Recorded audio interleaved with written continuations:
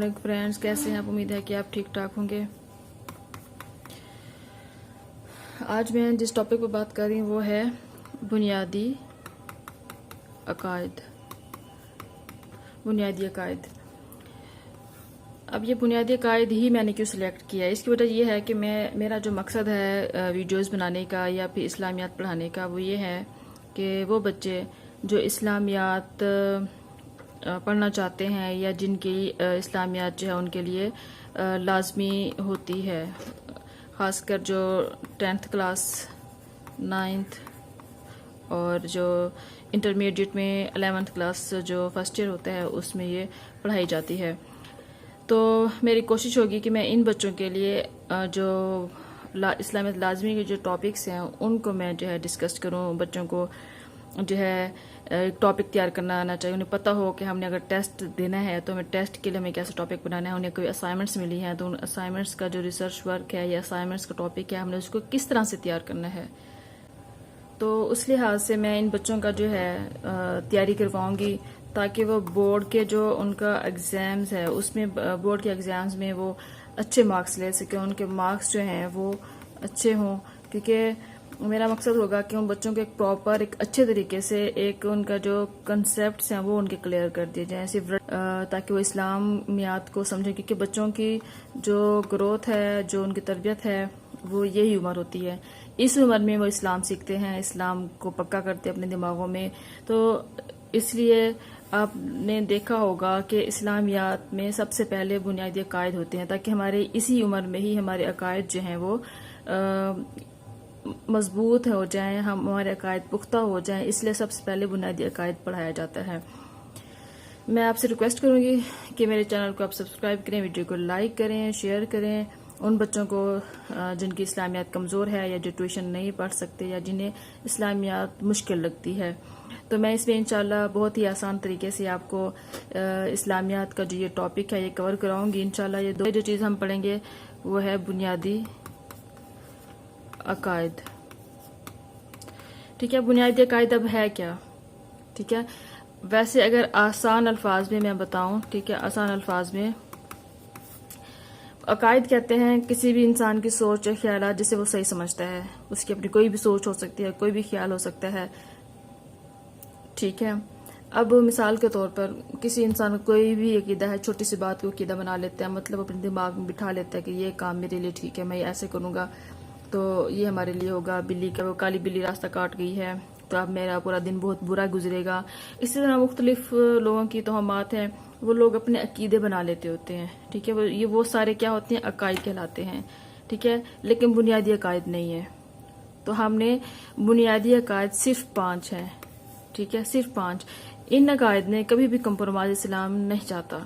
हमें इन अकायद को, जब भी हम 5 अकायद पढ़ेंगे, इन अकायद को इस्लाम चाहता है कि हम इतना मजबूत कर लें, उसने किसी भी किस्म की जो है नरमी नहीं होनी चाहिए या फिर उसमें तब्दीली नहीं होनी चाहिए। जैसे अल्लाह ताला ने फरमाया, अल्लाह ने जिस तरह से फरमाया है कि हमने इन अकायद को पकड़ के रखना है, यकीन रखना है, उसको तस्लीम करना है, उसको मानना है, हमने उसी तरह से उसको जो है वो मानना है। ठीक है, उसमें हम कमी नहीं कर सकते। हाँ, जैसे अब मैंने बिल्ली वाला मैंने बताया, ठीक है, बिल्ली वाला। लेकिन अगर हम इन 5 अकायद में, हमारे अकायद कमज़ोर होते हैं, हम इन अकायद को नहीं मान रहे होते या कंफ्यूज होते इन 5 अकायद में, तो हम एक मुकम्मल मोमिन नहीं हो सकते। ठीक है, मुकम्मल मोमिन होने के लिए इन 5 अरकान का पुख्ता होना बहुत ज़रूरी है। ठीक है, अब मैं इन अकायद को अब आपका कंसेप्ट आई थिंक क्लियर हो गया होगा। ठीक है, मैं आपको बताऊंगी कि आपने पेपर में बुनियादी अकायद के बारे में क्या लिखना है। ठीक है, वैसे तो हम बहुत लंबी लंबी छोड़ते हैं हर चीज़ के बारे में। बात तब है जब हम पेपर में अच्छा पेपर करें, अच्छा हमारा लिखा हो, पेपर करने का तरीका अच्छा हो, पेपर के लिए जो टॉपिक हमने बनाया है वो हमारा अच्छा होना चाहिए। जैसे अभी मैं बुनियादी अकायद के बारे में आपको बताऊंगी, तो इस पर मुकम्मल हमें अबूर हासिल होना चाहिए। मुकम्मल अबूर से मुराद यही है कि इतना हो कि आपकी क्लास का जो ग्रेड है उसके हिसाब से आपका, बल्कि उससे भी अच्छा होना चाहिए। अगर आप उससे अच्छा रखोगे तो आपके लिए बहुत ही अच्छा होगा, फिर आपके मार्क्स अच्छे आएंगे। ठीक है। अब जो टॉपर्स होते हैं, ठीक है, जो टॉप पे होते हैं, उनके मार्क्स क्यों अच्छे आते हैं?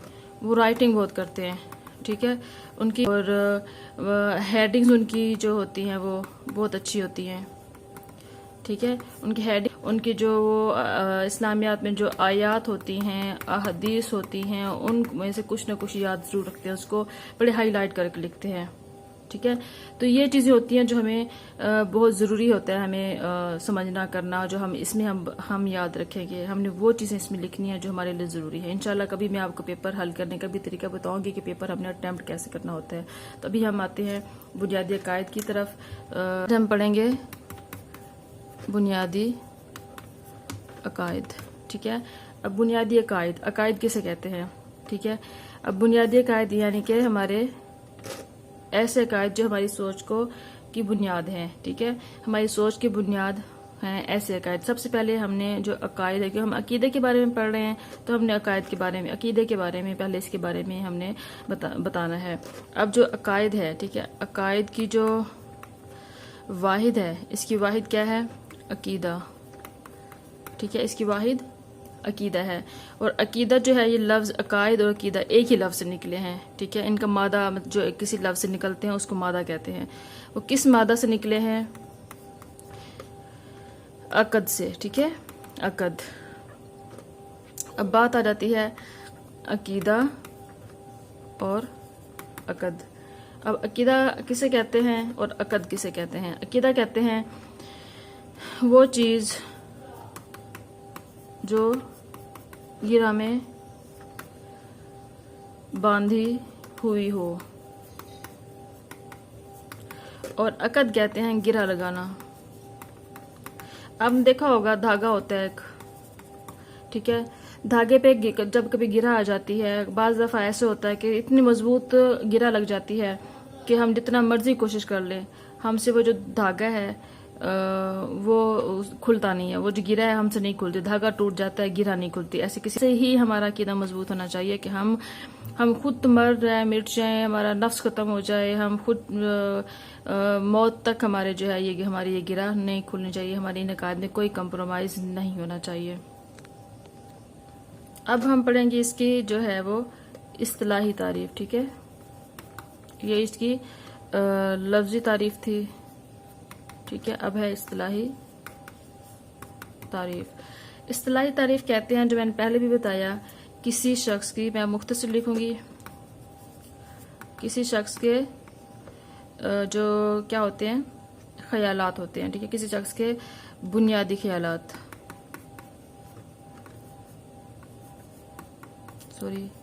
ख्यालात, बुनियादी ख्यालात जिन्हें वो सही समझता है, ठीक है, जिन्हें वो सही समझता है और सही समझकर उन पर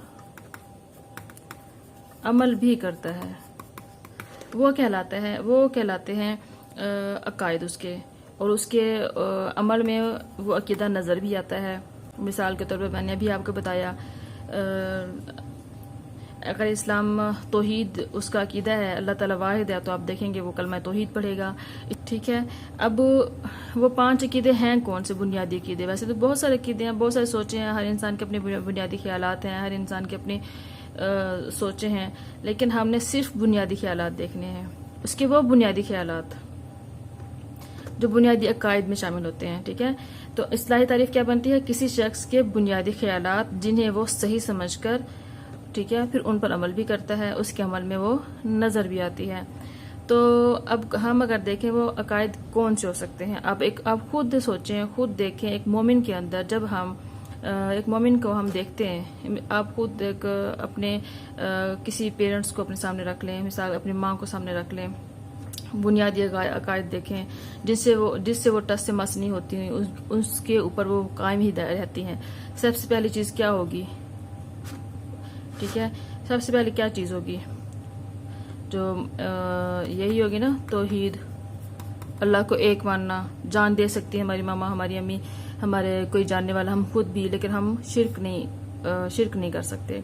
दूसरी चीज़ क्या हो सकती है? अल्लाह के नबी को मानना, ठीक है, क्या हो जाएगा? रिसालत। तीसरी क्या हो सकती है? आपने खुद देखा होगा, किताबों पर ईमान, अब देखें, हम कुरान मजीद पढ़े ना पढ़ें, हम कुछ करें ना करें, हमारी माँ एक मुसलसल एक रेगुलर और एक मजीद की तिलावत करना, वो तिलावत कुरान मजीद की सुबह सुबह लाजमी करते हैं, किताबों पर ईमान। ठीक है, अब पहला, दूसरा, तीसरा, अब चौथा कौन सा है? फरिश्तों पर ईमान। ठीक है, अब इससे कोई भी इनकार नहीं कर सकता, जो इनकार करेगा वो मोमिन नहीं होगा। पांचवा आता है आखरत। सब जानते हैं आखरत है, हमने मरना है, हमने जान योम आखरत, हमने मरना है, दिन खत्म होना है, जिंदगी जो है वो आर्जी है। ठीक है, अब ये 5 अमाल जो हैं, ये 5 चीजें जो हैं, ये 5 अमल जो हैं, हमें कहाँ से मिलते हैं? सूरह बकरा की आयत से मिलते हैं। ठीक है, वो आयत कौन सी है? वलाकिन्नल बिर्रा। ठीक है, मैं इधर लिख देती हूँ, वलाकिन्नल बिर्रा मन आमना बिल्लाहि वल यौमिल आखिरी वल मलाइकति